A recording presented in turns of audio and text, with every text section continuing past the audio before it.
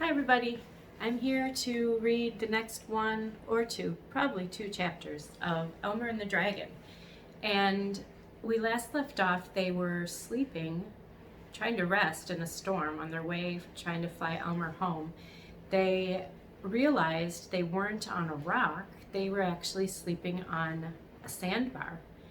And they were having some pink lollipops, and now they're going to go see more about the sandbar. I think chapter 3 is called The Sandbar. Let's see.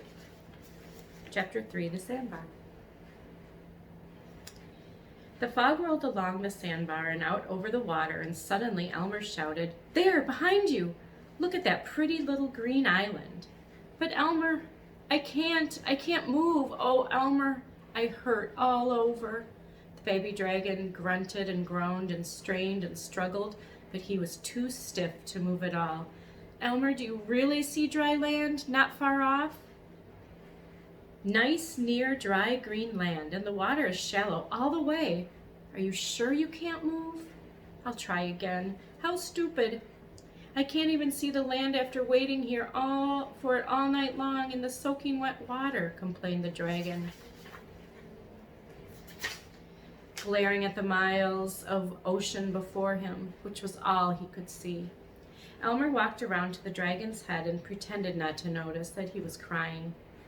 "Elmer, I guess I'm not much of a dragon. A little storm comes along and forces me down, and I stand in a little water for a little while, and it makes me so stiff that I can't move a single muscle." "That's not at all true," said Elmer. "It was a big storm, and you stood in a lot of cold water for a very long time, and besides, you're only a baby dragon, and you're not used to flying long distances. And just as soon as the sun drives you off, you'll be unstiff again. Have another lollipop." "Thanks, Elmer. But you better get unstiff pretty quick, because the tide'll come in and you'll be up to your stomach in water again." "No, no," said the dragon. "Well, I'll hang on your neck and see if it will bend," suggested Elmer. He jumped up and caught the dragon's neck. He dangled for a moment, and then both he and the neck thumped down on the sand. "Ouch!" groaned Elmer and the dragon. "Now can you see the island between your legs?" The dragon carefully curled his head under to look, and then he shouted, "I see it now, Elmer. It's really there. What a lovely little dry island. Now help me limber up my right front leg." Elmer pulled very hard on the dragon's right front leg until it would bend. Then he worked on the left back leg, and then the left front leg, and then the right back leg, and started all over again with the right front leg. At last the dragon could turn around and walk. By now it was hot, and steam rose up all along the dragon's back as the sun beat down on his water-soaked wings. Elmer started for the island, and the dragon hobbled slowly. They went along the sandbar as far as they could, and then they waded to the shallow water. Elmer was still wearing his black rubber boots, but the dragon muttered, "I hate oceans," and he splashed along stiff-leggedly. Finally they came to the pebbly beach of the tiny island. Above them rose a cliff, and green vines hung over the edge, making a pool of shade. Elmer and the dragon sat down and ate 15 tangerines, leaving 43 more in the knapsack. "I wonder who lives on this island," said Elmer, wiping his mouth on his sleeve. "I think there's a path over there. Come on, let's go exploring." "I'm afraid I'll have to rest a while longer," said the dragon. "My wings are still wet and heavy, and I'm awfully hungry. Tangerine peels don't really fill me up, and I'm terribly thirsty. Maybe I'm going to faint." "Then you rest here in the shade while I go look for food and water," said Elmer, as he picked up his knapsack and went off to follow the little path.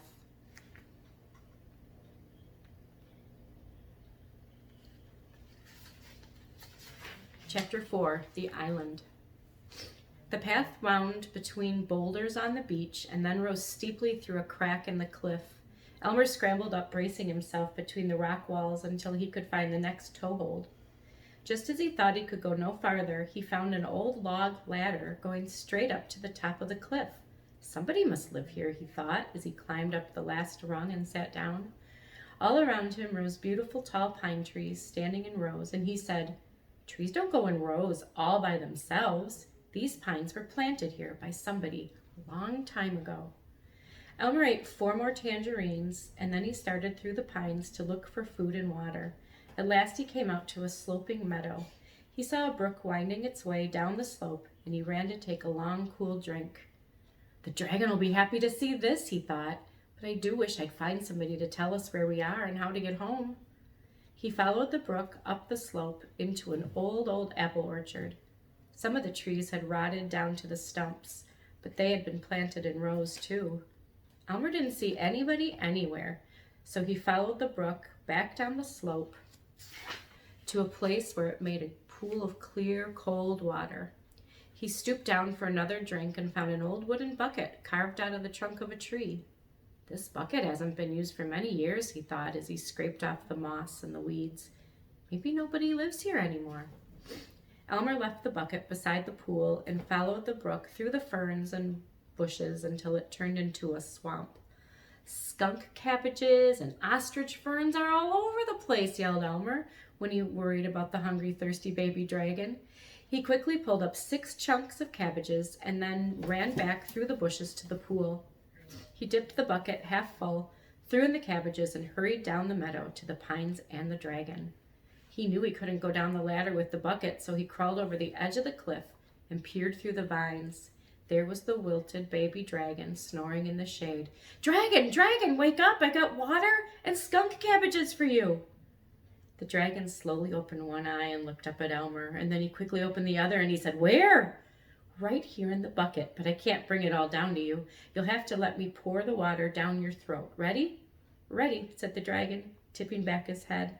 Elmer aimed and poured, and the dragon drank. And then Elmer threw down the cabbages one by one, and the dragon caught each cabbage in the air, laughing and crying at the same time because he was so happy and hungry and thirsty. "That's all," said Elmer, "but there's lots more up on the island, and ostrich ferns too. Can you fly up now?" "Ostrich ferns? I better be able to fly," said the dragon, stiffly flapping his gold-colored wings. He hobbled along the beach, gave a little jump, and fluttered up to the top of the cliff. "I'm not the dragon I used to be," he panted, "but I'll get you home yet, Elmer. Don't you worry about that." "Oh, I know you will. I'm not the least bit worried," said Elmer, although he had secretly hoped to find people on the island and a boat going home and all sorts of good things to eat. That is the end of chapter 4. Chapter 5 is called Flute the Canary. I can't wait to read that one. All right, we're going to stop there for now for Elmer and the Dragon. I will do chapters 5 and 6 next time. Have a good day. Say bye, Dr. Bear. Bear says bye.